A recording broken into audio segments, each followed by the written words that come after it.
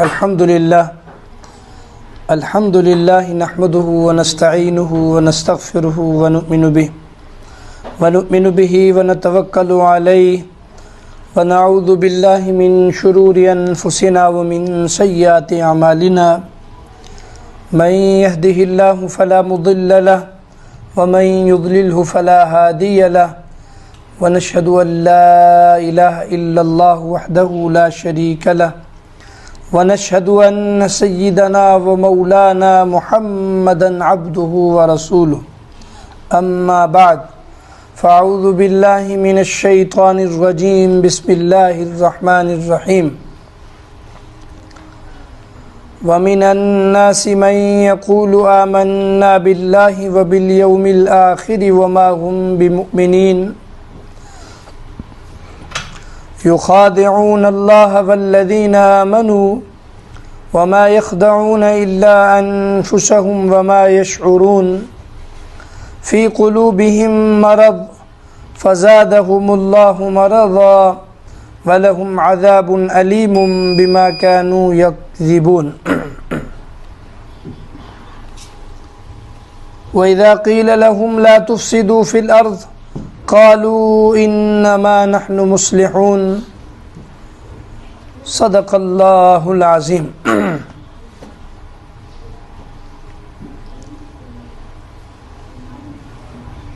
اور ان لوگوں میں سے کچھ ایسے ہیں جو یہ کہتے ہیں کہ ہم اللہ پر اور یوم آخرت پر ایمان رکھتے ہیں، حالانکہ وہ مومن نہیں ہیں۔ وہ دھوکہ دہی کرتے ہیں اللہ سے اور ایمان والوں سے۔ حقیقت یہ ہے کہ وہ اپنے آپ کو ہی دھوکہ دیتے ہیں اور انہیں اس کا شعور ہی نہیں ہے۔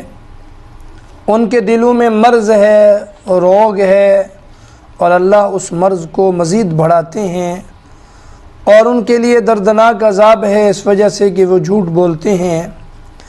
جب ان سے کہا جاتا ہے کہ زمین میں فساد برپا مت کرو تو کہتے ہیں ہم تو اصلاح کرنے والے لوگ ہیں، مصلح ہیں۔ یہ تو آیت مبارکہ کا ترجمہ تھا جو میں نے تلاوت کی ہے۔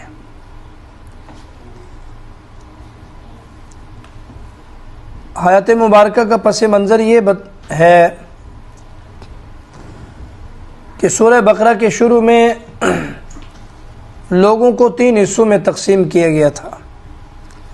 سب سے پہلے مسلمان، ہدی للمتقین، پکے مسلمان، صحابہ کرام رضوان اللہ تعالی علیہم اجمعین۔ ان کے متعلق قرآن کریم نے بتایا یہ اوصاف ہیں ان کے۔ کل کے درس میں دوسرا گروہ تھا ان الذین کفروا سواء علیہم انذرتہم ام لم تنذرہم لا یؤمنون، کافر، پکے کافر۔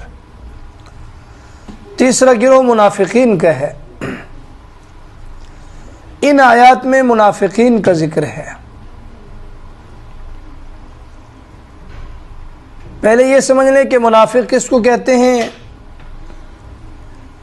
منافق اس شخص کو کہتے ہیں جو ظاہر تو یہ کرے کہ میں مسلمان ہوں، دنیا کا فائدہ حاصل کرنے کے لیے، دنیاوی اغراض کے لیے اپنے آپ کو مسلمان ظاہر کرے، لیکن اصل میں وہ کافر ہو، مسلمان نہ ہو، اس کو منافق کہتے ہیں۔ اور یہ مدینہ طیبہ میں تھے، اپنے آپ کو مسلمان ظاہر کرتے تھے لیکن تھے منافق۔ قرآن کریم نے ان کی مذمت بھی بیان فرمائی ہے، اور صحابہ کرام کے ساتھ ان کے مکالمے بھی ہوتے رہتے تھے۔ تو ان آیات میں ان کا ذکر ہے۔ مفسرین نے لکھا ہے کہ اسلام کو، مسلمانوں کو کافروں سے بھی نقصان پہنچے ہے، بڑی مشکلات کا سامنا ہوا، لیکن مدینہ طیبہ میں جا کر منافقین نے زیادہ نقصان پہنچایا ہے۔ اس لیے کہ نبی کریم صلی اللہ تعالیٰ علیہ وسلم کی مجلس میں، مبارک محفل میں یہ بیٹھتے تھے، کیونکہ اپنے آپ کو مسلمان ظاہر کرتے تھے، بیٹھتے تھے، اور جو بھی مشاورت ہوتی تھی بعد میں اس پہ تبصرے کرتے تھے آپس میں، اور مسلمانوں کے خلاف سازشیں کرتے تھے۔ قرآن کریم نے فرمایا وَمِنَ النَّاسِ مَن يَقُولُ آمَنَّا بِاللَّهِ وبالیوم الآخر وما هم بمؤمنین۔ کچھ لوگ ایسے ہیں جو اپنے آپ کو صرف یہ کہتے ہیں ہم اللہ اور یوم آخرت پر ایمان رکھتے ہیں، اور یہ کہنے کی حد تک ہے، اقرار باللسان و تصدیق بالقلب، پھر مسلمان ہوتے ہیں۔